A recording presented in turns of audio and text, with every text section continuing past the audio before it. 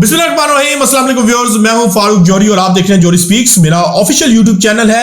दुनिया भर में क्या हो रहा है, इन तमाम खबरों को लेकर मैं आपकी खिदमत में एक मरतबा फिर हाजिर हुआ हूं। सबसे पहले हम बात करेंगे कि ईरान और इसराइल एक मरतबा फिर एक दूसरे के आमने सामने खड़े हुए नजर आ रहे हैं। इसराइली आर्मी चीफ एयाल मीर ने ईरान को खुली धमकी दे दी है कि हम किसी भी वक्त ईरान के ऊपर हमला कर सकते हैं। इसके जवाब में ईरान क्या तैयारियां कर रहा है और यह हमला किस तरह से होगा और ईरान इस हवाले से किस पोजीशन पे खड़ा है और किस तरह से इसका जवाब दिया जा सकता है।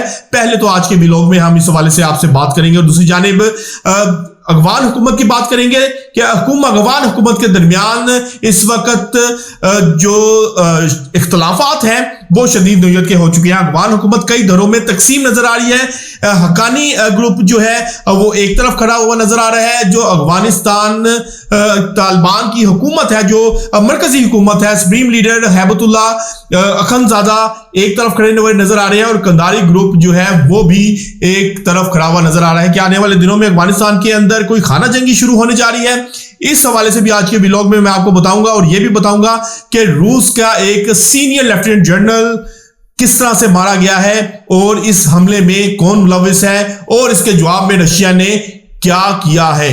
बहुत अहम तरीन खबरें हैं, आखिर तक मेरे वीडियो को जरूर सुनिएगा। तमाम खबरों की डिटेल में जाने से पहले जौहरी स्पीक्स को सब्सक्राइब करना ना भूलिएगा, बेल आइकन का बटन प्रेस करना ना भूलिएगा। कमेंट बॉक्स में अपनी आरा से हमें जरूर आगाह कीजिएगा कि आपने हमारे वीडियो को कैसा पाया है। तो बढ़ते हैं आज अपनी पहली अहम तरीन स्टोरी की जानिब। रूस और यूक्रेन जंग अब तक जारी है।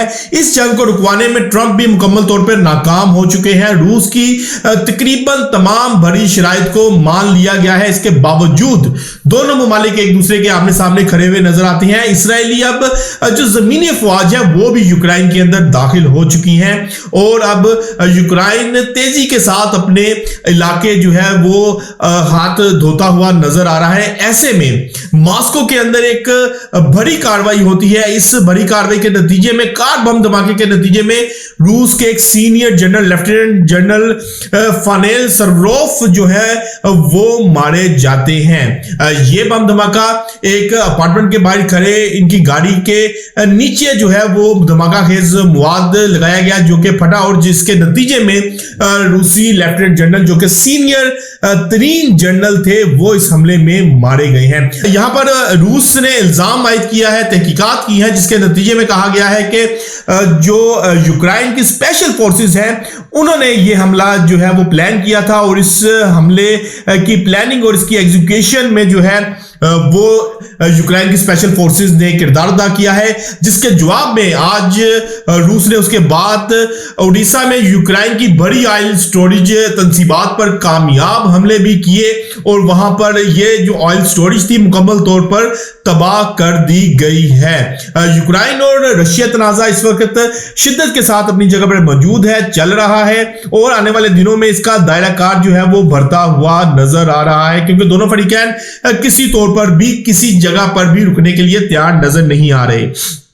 दूसरी जानिब अगर हम अफगान हुकूमत की बात करें, पाकिस्तान के साथ अफगानिस्तान के जो मसाइल चल रहे हैं वो तमाम मसाइल जो हैं वो दुनिया के सामने है। दुनिया पाकिस्तान के मौकफ की तायीद भी करती है, पाकिस्तान के मौकफ को जो है वो सेकंड भी करती है और पाकिस्तानी मौकफ पर पाकिस्तान के साथ खड़ी हुई भी नजर आती है और कहती है कि अफगानिस्तान की सरजमीन किसी तौर पर भी दहशतगर्दी में मुलविस इस्तेमाल नहीं होनी चाहिए। लेकिन अब जो इतलात आ रही है वो इतलात अफगानिस्तान के अंदर से कुछ ज्यादा खुशाइंद नहीं है अफगान हुकूमत के लिए, क्योंकि अफगान हुकूमत के अंदर बहुत ही अहम तरीन जराये के मुताबिक शदीद तरीन जो है आपसी इख्तलाफात शुरू हो चुके हैं।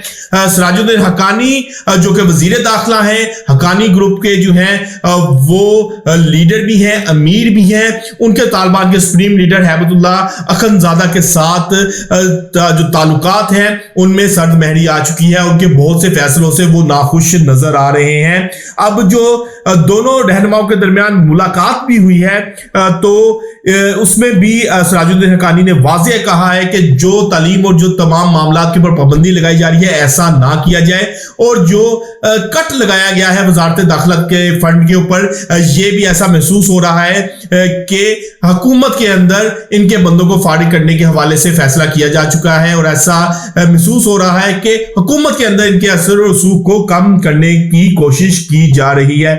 यहां पर हक्कानी ग्रुप और जो तालिबान के सुप्रीम लीडर हैं उनके दरमियान इख्तलाफात शदीद तर जो है वो होते जा रहे हैं। दूसरी जानिब एक तीसरा ग्रुप है कलदारी ग्रुप का, जिसको नाम दिया जा रहा है, वो ग्रुप भी तालिबान की आदत को मुसलसल इस बात पर आमादा करने की कोशिश कर रहा है कि जो टीटीपी की सपोर्ट की जा रही है इस सपोर्ट से पीछे हटा जाए, क्योंकि अमली तौर पर पाकिस्तान ने इस तमाम इशू के ऊपर अफगानिस्तान को बिल्कुल ही तनहा कर दिया है और अफगानिस्तान पूरी दुनिया में तनहा खड़ा हुआ नजर आ रहा है और तमाम दुनिया जो है वो पाकिस्तानी मौकफ की तायद कर रही है, पाकिस्तानी मौकफ को सेकंड कर रही है।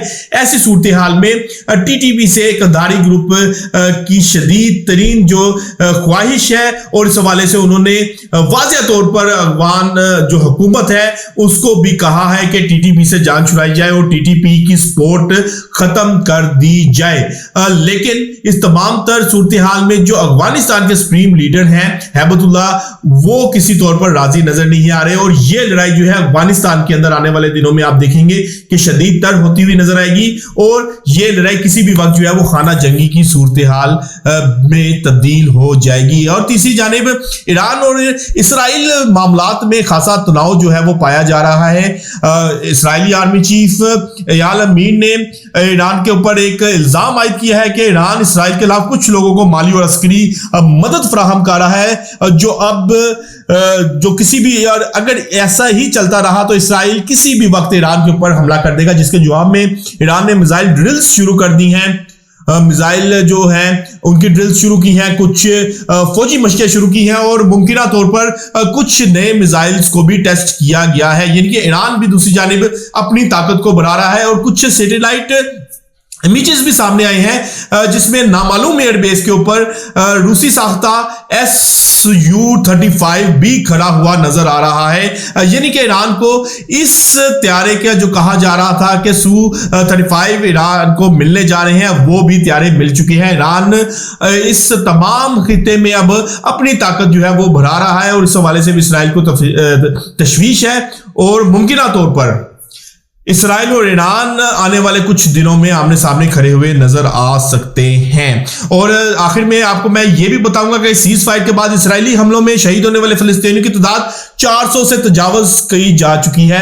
400 से ज्यादा फलस्तीनी जो हैं वो सीज फायर के बाद भी शहीद हो चुके हैं। इसराइली हमलों को अब तक नहीं रोका जा सका, जबकि इसराइल ने हमले ना सिर्फ गजा में जारी किए हैं, गजा में जो है वो कंटिन्यू कर रहा है, बल्कि लेबनान में इसराइली स्ट्राइक में एक फौजी, एक सहाफी समेत 3 अफराद भी शहीद हुए हैं। यानी कि इसराइल की जो बदमाशी है, इसराइल की तमाम तर मामलात है, इनको रोकने वाला इस दुनिया में ऐसा महसूस हो रहा है कि कोई नहीं है।